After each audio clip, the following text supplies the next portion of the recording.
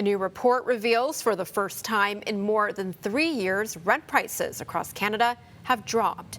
But while some cities are seeing relief, the national decline shows a much more complex picture, with one regional disparities and growing questions about what's driving these shifts. It could be a sign of relief for Toronto renters. The report from rentals.ca and Urban Nation finds for the first time since July 2021, the average asking rent in Canada has dropped year over year by 1.2%. The average price for a rental unit now sits at just over $2,150.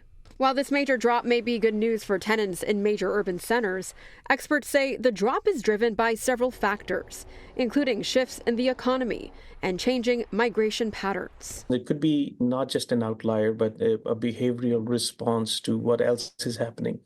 For instance, we have seen that the number of non-permanent residents in Canada is stabilizing. So the governments that were allowing 600,000 plus students to come to Canada every year, that number has been reduced significantly by at least 35%.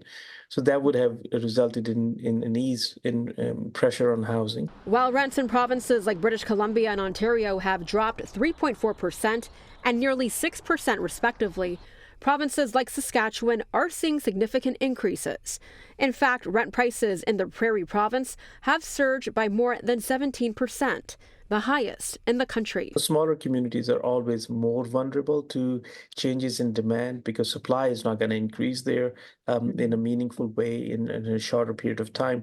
So they're more sensitive to demand.